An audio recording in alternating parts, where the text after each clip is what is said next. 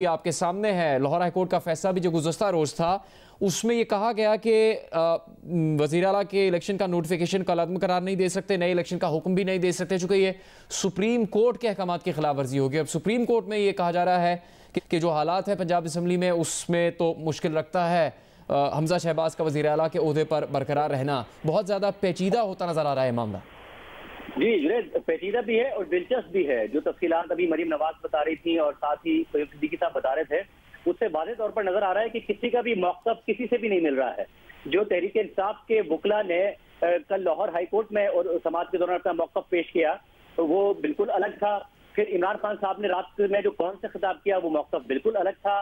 फिर जो आज तहरीक इंसाफ के वकला ने सुप्रीम कोर्ट में मौक़िफ़ अख्तियार किया वो इमरान खान साहब के रात के खिताब से अलग था।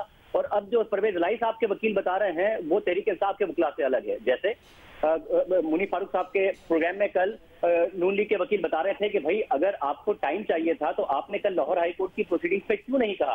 हाईकोर्ट ने तो पूछा था, क्योंकि पहले आपने कहा था आपको 10 दिन का टाइम चाहिए, मगर जब हाईकोर्ट ने पूछा कि क्या आपको वक्त चाहिए तो वकला ने कहा कि नहीं हमें वक्त नहीं चाहिए। फिर लाहौर हाईकोर्ट ने फैसला दे दिया तो इमरान खान साहब रात को कौन सा खिताब करने आए और उन्होंने कहा कि जी 17 तारीख को तो बाई इलेक्शन होना है, इसके अलावा हमारे 6 अराकीन हज पे गए हुए हैं तो हमें वक्त चाहिए। मगर आज जब बाबर एवान साहब सुप्रीम कोर्ट में आए तो उन्होंने कहा 1 हफ्ता चाहिए। अब 1 हफ्ते में ना तो 17 जुलाई आ जाएगी जिसके बाई इलेक्शन होने हैं, ना ही 1 हफ्ते के अंदर अंदर हज होगा, क्योंकि हज में भी अभी 10 दिन बाकी हैं।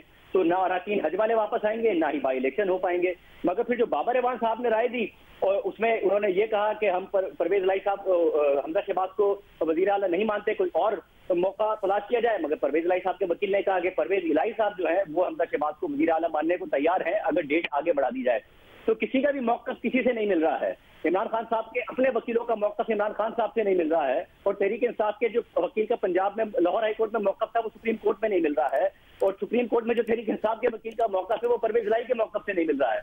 तो सबका मौक़िफ़ अलग अलग है। अब देखते हैं कि अदालत क्या दरमियान का रास्ता निकालती है जिसमें ये रिलीफ मिल सके, क्योंकि अगर 17 के बाद तक मामला जाता है तो जो लाहौर हाईकोर्ट का फैसला है और उन्होंने कहा है कि हम सुप्रीम कोर्ट के फैसले की रोशनी में ये कह रहे हैं कि सूरत हाल वहीं वापस जाए और सेकंड राउंड हो।